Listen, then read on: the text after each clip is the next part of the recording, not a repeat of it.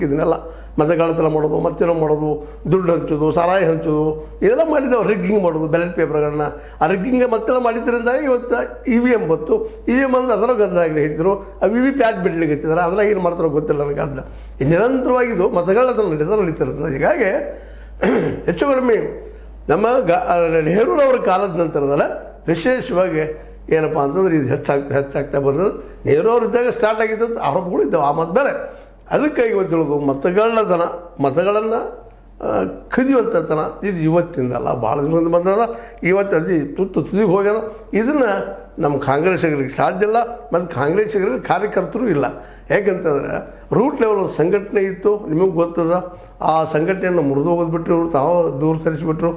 ಇವತ್ತು ಅಂಥ ಒಂದು ಸ್ವಯಂ ಸೇವಕ ಸಂಘ ಇಲ್ಲದಕ್ಕಾಗಿ, ಒಂದು RSS ಸಂಘಟನೆ ಇಲ್ಲದಕ್ಕಾಗಿ ಇವತ್ತು ಏನಪ್ಪ ಅಂತಂದ್ರೆ ಕಾಂಗ್ರೆಸ್ ಅನಿವಾರ್ಯವಾಗಿ ಈ ಹೋರಾಟವನ್ನು ಬೀದಿಗಿಳಿದು ಹೋರಾಟ ಮಾಡಲಿಕ್ಕೆ ಅದೊಂದು ಬಿಟ್ಟು ಬೇರೆ ಆದಿಲ್ಲ.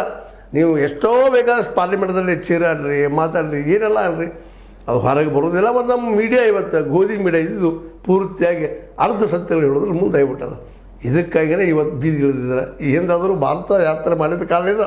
ಪಾರ್ಲಿಮೆಂಟ್ದಲ್ಲಿ ನಿಂತು ಏನೆಲ್ಲ ಮಾಡಿದ್ರು ಹೇಳ್ಕೊಂಡ್ರು ಯಾರೂ ಕೇಳಲಿಲ್ಲ. ಅವರು ಮಾತನ್ನೆಲ್ಲ ಕಟ್ ಮಾಡಿ ಹೋದ್ಬಿಟ್ರು, ಮುಂದೆ ಇತಿಹಾಸ ಸಿಗಬಾರದು ಅಂತೇಳಿ. ಇಷ್ಟರ ಮಟ್ಟಿಗೆ ಅಲ್ಲಿ ಪಾರ್ಲಿಮೆಂಟ್ದಲ್ಲಿ ಆದಾಗ ಈಗ ಪಾರ್ಲಿಮೆಂಟ್ ಮಾತಾಡ್ರಿ, ಪಾರ್ಲಿಮೆಂಟ್ ಕೇಳಿರಿ, ಚುನಾವಣಾ ಆಯೋಗ ಕೇಳಿರಿ, ಅದು ಚುನಾವಣಾ ಆಯೋಗ ಉತ್ತರ ಕೊಡ್ತದೆ ಇದಕ್ಕೆ.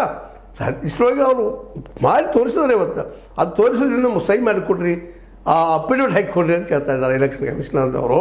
ಅಂದ್ರೆ ದಿನ ದುಡಿಸೋ ಕೆಲಸ, ದಿನ ದುಡ್ದು ಹೋಗೋದು ಅಷ್ಟೊಳಗೆ ಮರಿತದೆ ಅಂತಾರೆ. ಬಟ್